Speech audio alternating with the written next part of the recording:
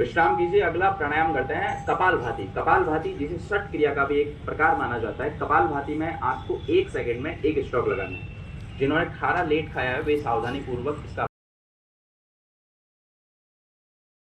हमारे मन के अंदर जो विचार होते हैं उन विचारों से मुक्ति मिलती है और ये योग की जो प्रथम मूल बात है योगश चित्त वृत्ति निरोधी, उसको चरितार्थ भी करता है।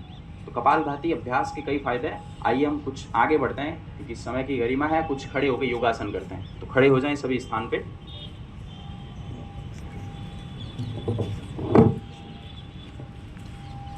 सबसे पहले अभ्यास करेंगे स्कंद खिंचाव के, इसे शोल्डर स्ट्रेचिंग भी कहते हैं। शोल्डर स्ट्रेचिंग ये जो मैं आपको अभ्यास करवाऊँ ये अंतर्राष्ट्रीय योग दिवस का जो निर्धारित प्रोटोकॉल है भारत सरकार का, उसके तहत भी इन्हें शामिल रखे गए हैं। हर व्यक्ति इसका अभ्यास कर सकता है, इसके कोई साइड इफेक्ट नहीं है।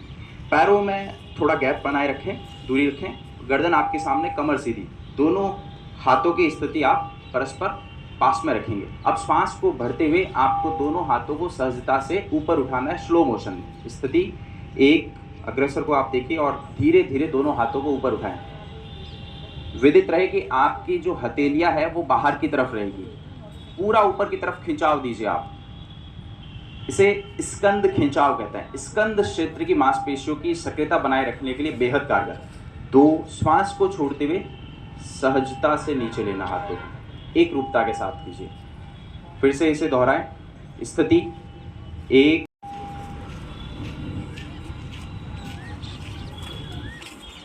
दो, श्वास छोड़ते हुए नीचे, एक, ऊपर,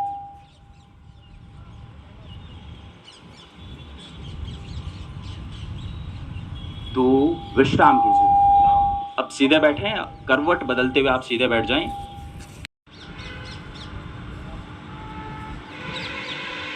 दो, श्वास को छोड़ते हुए धीरे धीरे नीचे लीजिए। अगला अभ्यास करता है घुटना संचालन का। पैरों की मांसपेशियों को सुदृढ़ बनाता है। सावधान रखेंगे जिनको पहले से घुटनों में दर्द है, कोई चोट लगी हुई है, वे इसका अभ्यास न करें। दोनों पैरों में गैप कम हो जाएगा, यानी अपने कंधे के समीप हो जाएगा। जितने हमारे शोल्डर हैं उतना पैरों में गैप रहेगा। उसके बाद दोनों हाथों को सामने फैलाएं ऐसे, और हथेलियां आपकी पृथ्वी की तरफ रहेगी। अब श्वास को छोड़ते हुए अर्ध बैठक का अभ्यास करना। स्थिति एक, श्वास को छोड़ते हुए अर्ध बैठक कीजिए, नीचे की तरफ जाएं, दृष्टि सामने, कमर को सीधा रखने का प्रयास कीजिए। दो, श्वास को लेते हुए ऊपर, जब भी फैलाव होगा श्वास लेना होगा। एक, श्वास छोड़ते हुए नीचे, दो, श्वास को लेते हुए ऊपर। विश्राम कीजिए, हाथों को पुनः पार्श्व भागों में रखें। अभ्यास देना, मन को आनंदित रखना। अब डीप ब्रीदिंग कीजिए, आप लंबा गहरा श्वास लीजिए, श्वास को छोड़िए। ये विश्राम स्थिति है। अब विश्राम स्थिति से हम अभ्यास करेंगे भद्रासन का। जैसे आपने बटरफ्लाई की होगी, तो बटरफ्लाई का एक पार्ट है ये भद्रासन। इसके लिए आप दोनों पैरों को फोल्ड कीजिए, उसके बाद कमर और गर्दन सीधी रखें और हाथों को आपस में, फिंगर को इंटरलॉक करते हुए, कमर को सीधा करते हुए स्थिति बनाएं। इस प्रकार कमर एकदम सीधी रखें, कमर सीधी, दृष्टि सामने।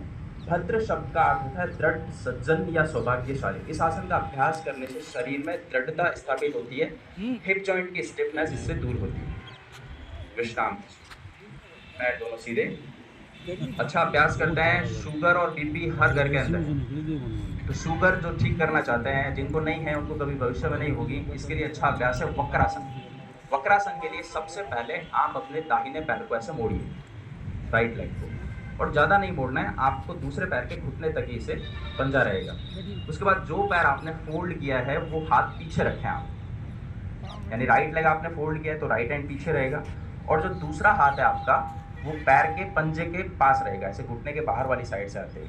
उसके बाद गर्दन को आप पीछे की तरफ रखें, श्वास को छोड़ते हुए।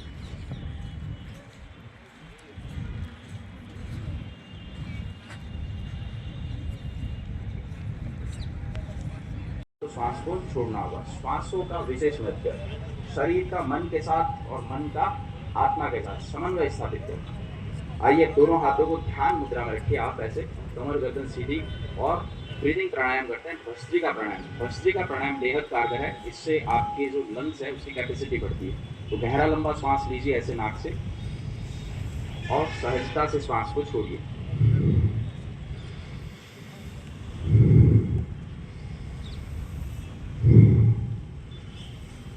निरंतर करते हैं। इस प्राणायाम का अभ्यास करने के कई फायदे हैं। इसका अभ्यास करने से आप देखेंगे कि आपकी श्वसन क्षमता बेहतर होगी। नियमित अभ्यास करते हैं तो हमें जीवन में कभी भी अस्थमा की शिकायत नहीं होती है। जिनको बार बार सर्दी जुकाम की शिकायत रहती है, इनहेलर लेने की जिन्हें आवश्यकता होती है, उसका भी निजात इससे होता है। एक प्राणायाम और फायदे इसके अनेक। प्राणायाम का अभ्यास हमें आंतरिक रूप से हमारी जीवनी शक्ति को बढ़ाता है। जिस प्रकार गाड़ी का टायर और ट्यूब दोनों सही होने चाहिए, उसी प्रकार से जब हम प्राणायाम का अभ्यास करते हैं तो हमारा आंतरिक शरीर स्वस्थ रहता है इससे। तो इसलिए इसे 2 से 5 मिनट इसकी टाइमिंग होती है। आज 2 मिनट अभ्यास कीजिए।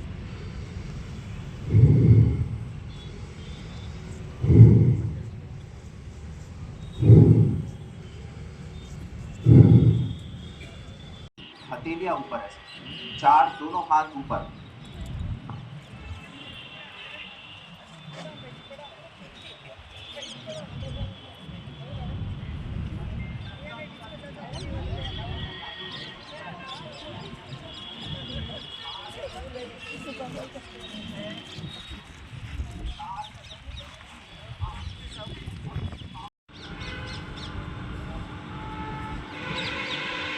दो, श्वास को छोड़ते हुए धीरे धीरे नीचे लीजिए। अगला अभ्यास करता है घुटना संचालन का। पैरों की मांसपेशियों को सुदृढ़ बनाता है। सावधान रखेंगे, जिनको पहले से घुटनों में दर्द है, कोई चोट लगी हुई है, वे इसका अभ्यास न करें। दोनों पैरों में गैप कम हो जाएगा, यानी अपने कंधे के समीप हो जाएगा। जितने हमारे शोल्डर हैं उतना पैरों में गैप रहेगा। उसके बाद दोनों हाथों को सामने फैलाएं ऐसे, और हथेलियां आपकी पृथ्वी की तरफ रहेगी। अब श्वास को छोड़ते हुए अर्ध बैठक का अभ्यास करना। स्थिति 1, श्वास को छोड़ते हुए अर्ध बैठक कीजिए। नीचे की तरफ जाएं, दृष्टि सामने, कमर को सीधा रखने का प्रयास कीजिए। 2, श्वास को लेते हुए ऊपर। जब भी फैलाव होगा श्वास लेना होगा। 1, श्वास छोड़ते हुए नीचे। 2, श्वास को लेते हुए ऊपर। विश्राम कीजिए। हाथों को पुनः पार्श्व भागों में रखें। अभ्यास देना, मन को आनंदित रखना। अब डीप ब्रीदिंग कीजिए। आप लंबा गहरा श्वास लीजिए, श्वास को छोड़िए। ये विश्राम स्थिति है। अब विश्राम स्थिति से हम अभ्यास करेंगे भद्रासन का। जैसे आपने बटरफ्लाई की होगी, तो बटरफ्लाई का एक पार्ट है ये भद्रासन। इसके लिए आप दोनों पैरों को फोल्ड कीजिए। उसके बाद कमर और गर्दन सीधी रखें और हाथों को आपस में, फिंगर को इंटरलॉक करते हुए कमर को सीधा करते हुए स्थिति बनाएं। इस प्रकार कमर एकदम सीधी रखें। कमर सीधी, दृष्टि सामने। भद्र शब्द का अर्थ होता है दृढ़, सज्जन या सौभाग्यशाली। इस आसन का अभ्यास करने से शरीर में दृढ़ता स्थापित होती है। हिप जॉइंट की स्टिफनेस इससे दूर होती है। विश्राम, पैर दोनों सीधे। अच्छा अभ्यास करते हैं। शुगर और बीपी हर घर के अंदर है, तो शुगर जो ठीक करना चाहते हैं, जिनको नहीं है उनको कभी भविष्य में नहीं होगी, इसके लिए अच्छा अभ्यास है वक्रासन। वक्रासन के लिए सबसे पहले आप अपने दाहिने पैर को ऐसे मोड़िए, राइट लेग को, और ज़्यादा नहीं मोड़ना है आपको। दूसरे पैर के घुटने तक ही से पंजा रहेगा। उसके बाद जो पैर आपने फोल्ड किया है वो हाथ पीछे रखें आप, यानी राइट लेग आपने फोल्ड किया है तो राइट हैंड पीछे रहेगा, और जो दूसरा हाथ है आपका वो पैर के पंजे के पास रहेगा, ऐसे घुटने के बाहर वाली साइड से आते हुए। उसके बाद गर्दन को आप पीछे की तरफ रखें, श्वास को छोड़ते हुए।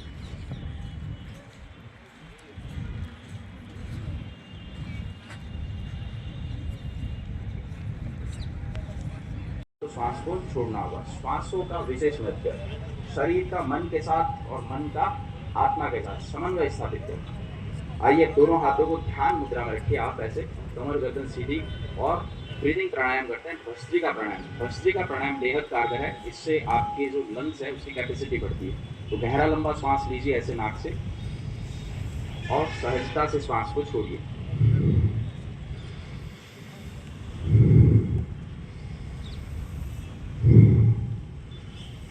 निरंतर करते हैं। इस प्राणायाम का अभ्यास करने के कई फायदे हैं। इसका अभ्यास करने से आप देखेंगे कि आपकी श्वसन क्षमता बेहतर होगी। नियमित अभ्यास करते हैं तो हमें जीवन में कभी भी अस्थमा की शिकायत नहीं होती है। जिनको बार बार सर्दी जुकाम की शिकायत रहती है, इनहेलर लेने की जिन्हें आवश्यकता होती है, उसका भी निजात इससे होता है। एक प्राणायाम और फायदे इसके अनेक। प्राणायाम का अभ्यास हमें आंतरिक रूप से हमारी जीवनी शक्ति को बढ़ाता है। जिस प्रकार गाड़ी का टायर और ट्यूब दोनों सही होने चाहिए, उसी प्रकार से जब हम प्राणायाम का अभ्यास करते हैं तो हमारा आंतरिक शरीर स्वस्थ रहता है इससे। तो इसलिए इसे 2 से 5 मिनट इसकी टाइमिंग होती है। आज 2 मिनट अभ्यास कीजिए।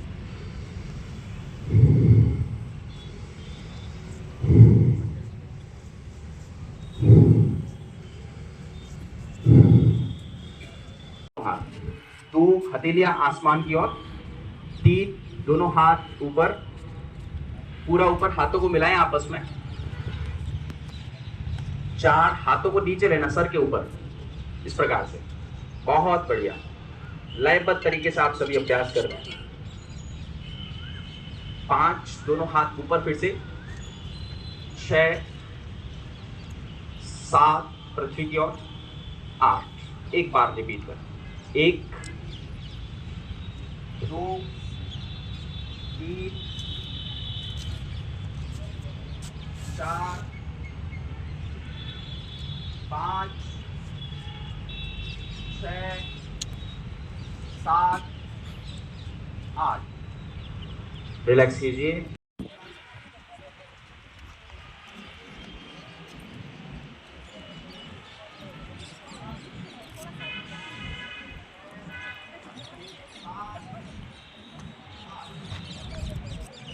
रिलैक्स कीजिए।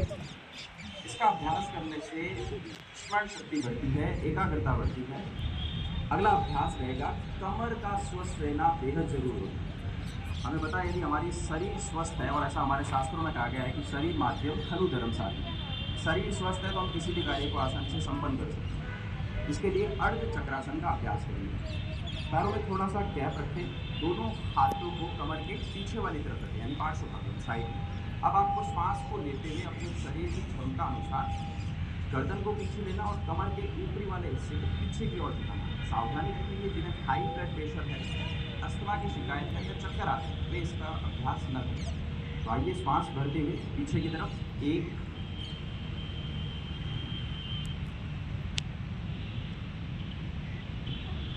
2 श्वास छोड़ते हुए आगे। एक बार पुनः कीजिए स्थिति, 1 श्वास लीजिए, पीछे की तरफ यथा सामर्थ्य जाए, 2 विश्राम कीजिए। इसका अभ्यास करने से आपकी कमर स्वस्थ रहती है, और इससे आप देखिए जैसे पीछे जाते हैं लंग्स का पूरा एक्सपेंशन होता है, फेफड़ों की कार्य क्षमता में भी वृद्धि होती है। आइए अब नीचे बैठे दंडासन की स्थिति। आप सभी को मैं ये बताना चाहूँगी कि 21 जून को हम अंतर्राष्ट्रीय योग दिवस मना रहे हैं, और आज आपके लिए एक ये छोटा सा परिचयात्मक योगशाला इसलिए रखी गई कि अक्सर महिलाएं अपने बारे में सोचना कम कर देती हैं। हम अपने परिवार के बारे में, अपने बच्चों के बारे में, और हम जो पुलिसकर्मी हैं वो हम अपने जॉब के बारे में ज़्यादा सोचने लगते हैं, तो हम अपने बारे में सोचना कम कर देते हैं। जैसे अगर मैं आपको एग्जांपल दूं तो ये वर्ल्ड वाइड फिनोमिना है कि विमेन पुलिस कांस्टेबल्स या विमेन पुलिसकर्मी जो हैं उनमें सबसे ज़्यादा प्रॉब्लम होती है यूटीआई की, यूरिनरी ट्रैक्ट इन्फेक्शंस की, क्योंकि उनकी ड्यूटियां बाहर होती हैं, इतनी लंबी लंबी ड्यूटियां उनको देनी होती हैं, वहाँ पे वॉशरूम्स की सुविधा कहीं होती है कहीं नहीं होती है, तो वो पानी पीना कम कर देते हैं। ये इसमें मैं भी इंक्लूडेड हूँ, मैं कोई अलग नहीं हूँ। तो जब हम पानी पीना कम कर देते हैं तो डेफिनेटली हमारी बॉडी की जो साइकिल है, अभी आपको योग गुरु दीपक जी ने भी बताया कि बहुत सारी चीज़ें बिना पानी के या सही से पानी नहीं पीने के कारण, डिहाइड्रेशन के कारण भी बहुत सारी बीमारियां हमें हो जाती हैं।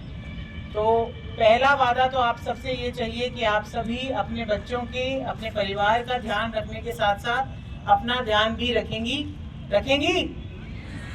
आज ये योगशाला आपको ये याद दिलाने के लिए की गई है कि आपकी सेहत और आपकी तंदुरुस्ती भी उतनी ही ज़रूरी है जितनी कि आपके बच्चों की या आपके परिवार वालों की। दूसरा, मैं आप सबको ये बताना चाहूँगी कि आप सभी को ये ध्यान होगा कि 1 जुलाई से, ये जो आने वाला 1 जुलाई है, इससे हमारे नए क्रिमिनल कानून लागू होने वाले हैं। आप सभी ने देखा होगा कि जो ब्रिटिशर्स ने लागू किए हुए कानून थे उनको सरकार द्वारा चेंज करके एक नए ओरिएंटेशन के साथ, आज तक हम जो भारतीय दंड संहिता, आईपीसी, सीआरपीसी कहते थे, अब उसकी जगह भारतीय न्याय संहिता, भारतीय नागरिक सुरक्षा संहिता और भारतीय साक्ष्य अधिनियम, इन तीनों को लागू किया गया है। और 1 जुलाई यानी आने वाले कुछ ही दिनों में, आने वाले 10-15 दिनों में ही ये कानून लागू हो जाएंगे। इन कानूनों के बारे में जानना जितना ज़रूरी पुलिस विभाग के लिए है, क्योंकि हम आपके लिए परिवादियों के लिए हमेशा तत्पर रहते हैं, उतना ही ज़रूरी हमारी आम जनता के लिए है। तो आज जो मेरी सुरक्षा सखियां या जो मेरी CLG मेंबर्स आए हैं, मैं उनके माध्यम से आपकी जो बाकी महिलाएं हैं, बच्चियां हैं, जो आपके मोहल्लों में रहती हैं, आपके घरों के पास रहती हैं, उन्हें बताइए कि ये जो नए कानून आए हैं ये विक्टिम सेंट्रिक कानून है। अब जोर इस बात पे दिया जा रहा है कि जिसके साथ क्राइम हुआ है उसको प्रायोरिटी दी जाए और बेहतर तरीके से कैसे कानून उसकी मदद कर सकता है, चाहे वो विक्टिम महिला है, चाहे पुरुष है, चाहे बच्चे हैं।